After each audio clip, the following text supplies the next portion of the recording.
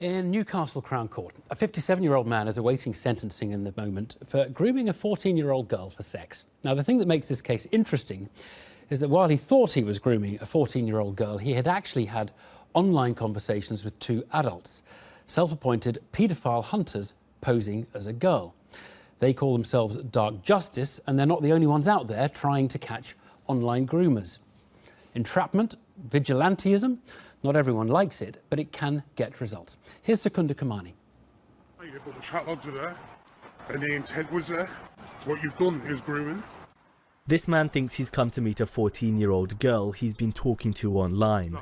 In fact, he's been talking to two men in their 20s, calling themselves Dark Justice. They're out to expose paedophiles, and this man's now been convicted of attempting to meet a child following sexual grooming. We spoke to the duo behind Dark Justice tonight. They wanted to remain anonymous. How quickly after setting up a profile, for example, would you start receiving attention? A minute. Yeah, a minute, 30 seconds. I could log into a room right now of a popular teen chat, and within a matter of minutes I could have someone actively wanting to engage in a sexual activity with a 10-year-old girl. And as some people would say, what you're doing is entrapment. You're actually encouraging people to go out and commit these offences. Well, we sit there with a profile set up. They come talking to us. So like we're not setting no traps. We're being honest. 9 times out of 10 they just go boom and it's there. You know, before they even say anything, you've got a picture of a man's parts in front of you, and he's like, "What do you think of that?" And you know, you're talking as an 8-year-old child. Suspected predators in the yard. Step out of the car, face away from us. American TV show To Catch a Predator has been credited with popularising this tactic. It's no longer running, but a number of groups in the UK aiming to expose paedophiles have sprung up in the past few years. They have led to successful prosecutions, but on other occasions some groups have uploaded videos before their targets have been convicted by a court. And on 2 occasions, men, after having been confronted, went on to commit suicide. Whilst I understand the motivations of people to try and track down paedophiles and child abusers, if it gets in the way of a proper police investigation, and indeed if it allows perpetrators to walk free because evidence is contaminated or something like that, or it's seen as entrapment, then that plays right into the hands of Defence Counsel of getting these people off the hook. But many groups now are keen to cooperate with police. Despite the melodrama of their videos, Dark Justice do too.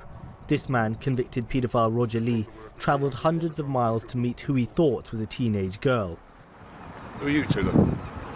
Dark Justice. Hey? Dark Justice. Who's Dark Justice? He was confronted by the group. He fled the scene but was later arrested and last month sentenced to 2 years and 4 months in jail. We don't put anything out until they have pled guilty and it's been put in a court of law and in front of a judge and they've said, I'm guilty of this crime. I'm not real. I'm a computer model. 2 years ago, a Dutch charity used a computer-generated avatar to catch online offenders willing to pay an underage girl to perform sex acts on webcam. Should the police be more proactively adopting these tactics themselves, or even working with paedophile hunting groups? What I'm suggesting is that we take the frustration that the public feel, but we steer it towards them becoming special constables in the online environment. So if the butcher, the baker or the candlestick maker wants to volunteer from their town, village or city, they have to be vetted, they're then trained, and they work with and for the police. We know in the UK that 50 to 60,000 IP addresses every night are downloading indecent images of children. I know that there are only a handful of police officers. If there's 35 officers online, as we speak, doing this work across the country, I will be amazed.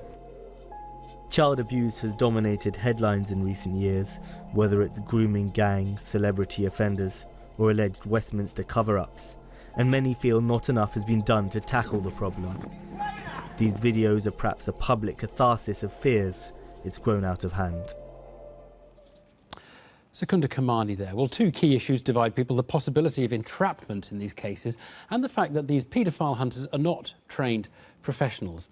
Now, I'm joined by Lorin, LaFave, whose teenage son was killed after being groomed online, and David Niven, the former chair of the British Association of Social Workers. Evening to you both. Lorin LaFave, I know you felt very badly let down by the police. You'd spoken to the police and they hadn't followed up the case satisfactorily in your son's example. Yes. But what do you think of the idea of these private sector, self-appointed hunters going out there and tracking paedophiles down online?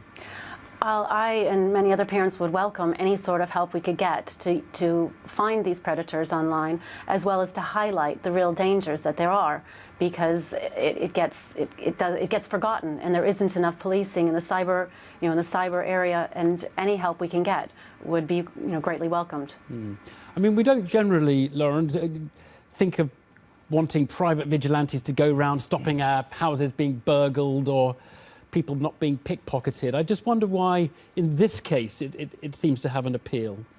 I think because of the secretive nature. I mean, this really highlights, the numerous cases there are of pedophiles, groomers, predators out there constantly searching the internet, looking for vulnerable young children and using manipulation and control. So it's almost like playing their game against them. They're being deceitful right back to the predator. And in a way, it's maybe a good way to catch them, because the police don't have that sort of time to, wait and be patient as the predators can be. And, I really want to use more funding so that we can resource, the police can have the resources that they need. But until we get that, I do welcome the help from others. David Niven, these aren't professional people, they're not regulated. What concerns you about that? Just the danger of it all, and the kind of extreme nature of the kind of amateurness sometimes of it, and it becomes an entertainment like it does in America, unfortunately. It's become an entertainment show. I think nobody would argue that we want any paedophile or any sex offender to get away with it. What people have put their finger on, though, is resources. Jim Gamble did, and the lady there did, Lorin did as well. We need far, far, far more law enforcement officers dedicated to this, because we're seeing the nature and the scale of this problem in society today. And ironically, yesterday when we're talking about mandatory reporting from professionals, what we need is encouragement to reporting from the public, to actually then engage with what we hope is a beefed up law enforcement community that will deal with this. We have sting operations within law enforcement as well. There's nothing to say that that can't be escalated up. But the idea of having this amateur group out of control a bit, and a bit like testosterone-fueled kind of young men charging after sort of people like superheroes or whatever, I just think is the wrong way to go about it. But give me an example of what it actually does wrong. I can see that you might have a distaste for it.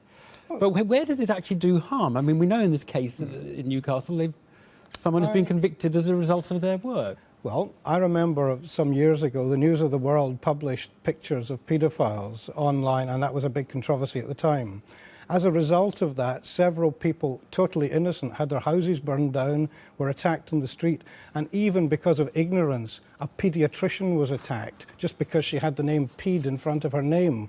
I think there's a question of ignorance there as well, and something that's out of control, I think, is very dangerous. But we do need more law enforcement, we do need more resources.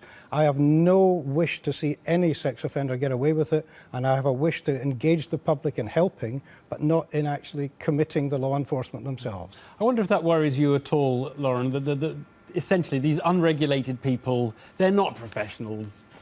They do sometimes get it wrong, and there's no control, is there? Does that not bother you?